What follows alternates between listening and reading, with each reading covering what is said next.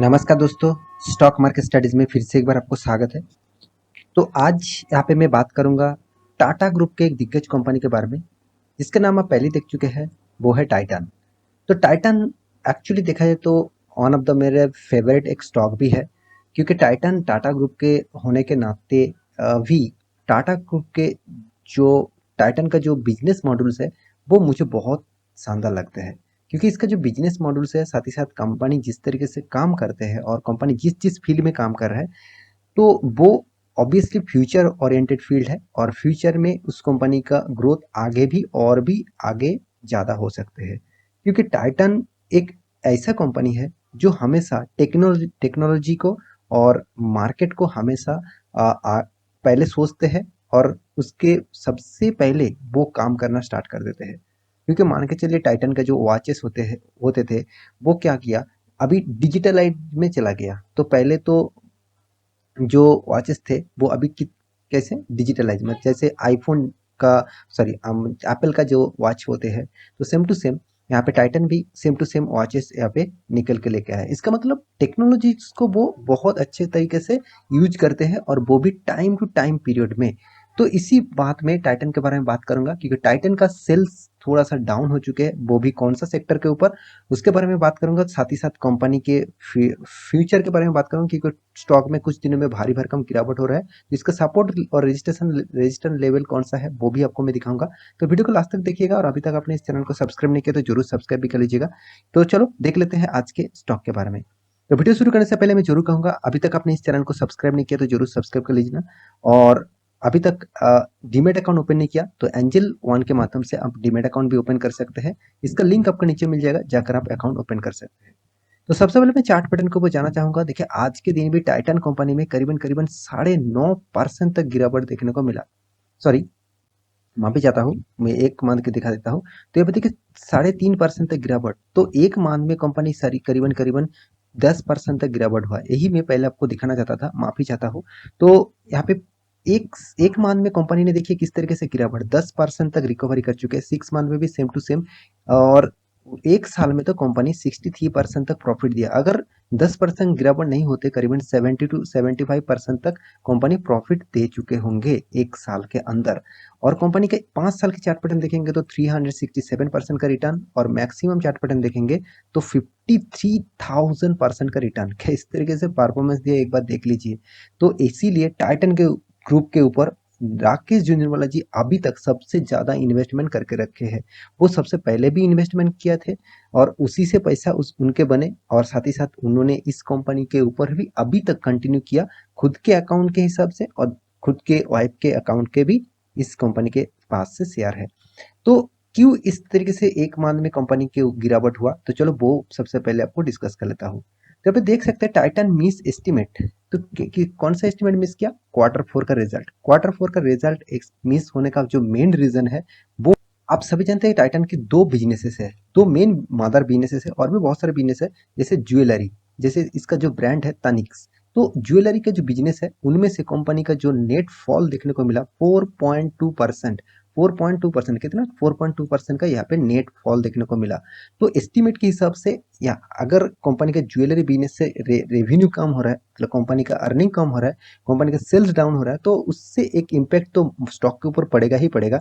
तो उसी का इम्पैक्ट यहाँ पे देखने को मिला। और सेकंड जो पार्ट है वो है वॉचेस का। वॉचेस में ग्रोथ जबरदस्त यहाँ पे देखने को मिला, वो है 12% तक ग्रोथ देखने को मिला ईयर ऑफ ईयर बेसिस। तो यहाँ पे कंपनी का जो एस्टीमेट था वो थोड़ा सा मिस हो चुके हैं। वो किसके ऊपर? आप यहाँ पे लिखा गया देखिए, एज ज्वेलरी बिजनेसेस। तो ऑब्वियसली ज्वेलरी बिजनेस में कंपनी का मेन जो अर्निंग आते हैं वो ज्वेलरी बिजनेस से आते हैं। और हाँ, ये नहीं कहूंगा कि सारे के सारे ज्वेलरी बिजनेस से ही आते हैं। कंपनी का और भी एक सेक्टर है, वो है ज्वेलरी के साथ साथ कंपनी वॉचेस के भी बिजनेस करते हैं, साथ ही साथ सन ग्लासेस मतलब गॉगल्स का भी बिजनेस करते हैं। तो यहाँ पे देख सकते हैं कंपनी ने टाइटन के ऊपर, टाइटन का जो कंपनीज है वो देखा जाए तो टाइटन ने जो एक्चुअली टोटल कंपनी का जो रेवेन्यू है वो किस तरीके से मिस आउट हुआ है, तो चलो मैं उसके डिटेल्स रिजल्ट के ऊपर लेके जाता हूँ। तो यहाँ पे मैं, चलो, हाँ, यहाँ पे देखिए टाइटन के ऊपर आ चुका हूँ। तो कंपनी का जो टोटल रिजल्ट है, कंपनी का टोटल जो इनकम है उसके बारे में बात करूँ तो 7,352, देखिए अगर इनकम ही कम हो गया तो कंपनी का एक्सपेंस भी है और भी एक्स्ट्रा खर्चा भी है, तो उसको मिटाने के बाद कंपनी का तो लॉस होगा ही होगा। तो देखिए यहाँ पे कंपनी का टोटल पिछले क्वार्टर में कितना था, 9,570 करोड़ का, और पिछले सालों में कितना था, 7,169 करोड़ का। तो ओवरऑल बात करूँ कंपनी का जो टोटल अर्निंग रेशियो है, कंपनी का जो इनकम का रेशियो है, वो देखा जाए तो ऑब्वियसली यहाँ पे बहुत कम हो चुके हैं पिछले क्वार्टर की तुलना, पिछले सालों की तुलना से चलो ठीक ठाक है, मगर पिछले क्वार्टर की तुलना से कंपनी का अर्निंग बहुत कम हो चुके हैं।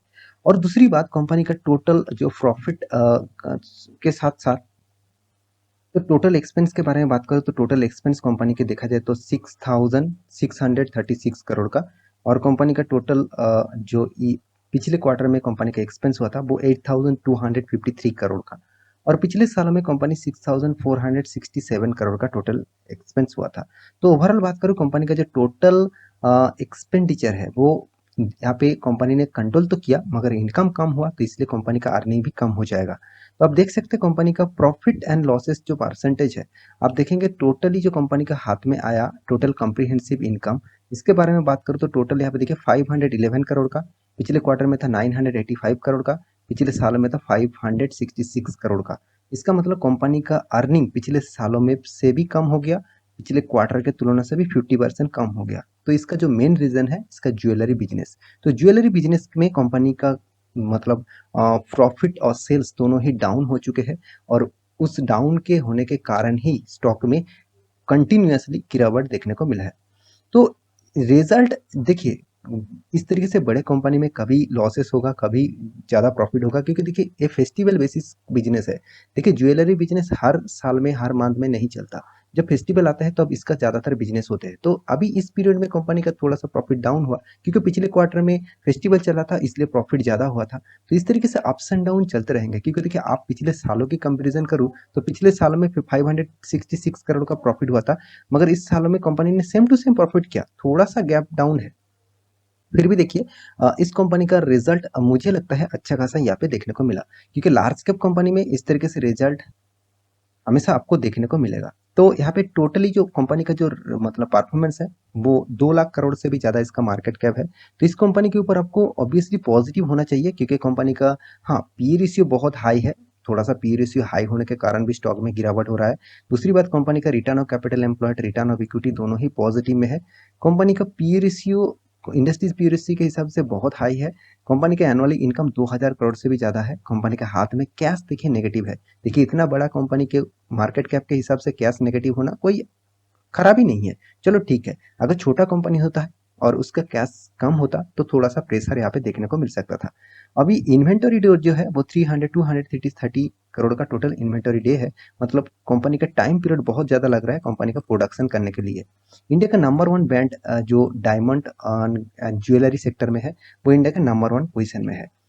अभी देखना है कंपनी का टोटल नेट प्रॉफिट के बारे में। कंपनी का नेट प्रॉफिट जो है वो ओवरऑल बात करूँ तो कंपनी देखिए हर क्वार्टर में कंपनी का प्रॉफिट हुआ। बीच में सिर्फ कोरोना के लॉकडाउन में टाइम में कंपनी लॉस किया था, और एक बीच बीच में और एक बार लॉकडाउन लगा था, उस टाइम में भी कंपनी लॉस किया था। लॉस मतलब कम प्रॉफिट कम किया था, मगर ईयर ऑफ ईयर देखेंगे तो कंपनी कंटिन्यूअसली प्रॉफिट को मेंटेन किया, और कंपनी आपको रिटर्न भी शानदार दिया।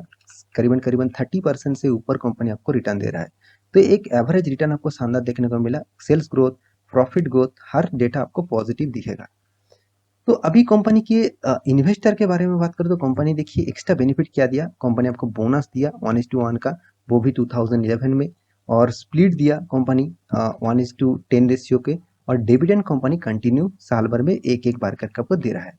तो मैं पहले ही बता चुका, इस कंपनी के जो पब्लिक है, पब्लिक के आप एरो में जाएंगे तो आपको राकेश झुंझुनवाला जी के ही नाम देखने को मिलेगा, जो ज़्यादातर निवेश इस कंपनी के ऊपर रखे हैं। 3.98% और पिछले क्वार्टर में था 1.10%। इसका मतलब पहले 4% था, थोड़ा सा माल यहाँ पे उन्होंने बेचा है, उतना ज़्यादा नहीं बेचा। तो चलो ठीक है, कोई बात नहीं। तो एफआईएस के पास, डीएस के पास, हर इंडस्ट्रीज के पास इस कंपनी का हिस्सेदारी है।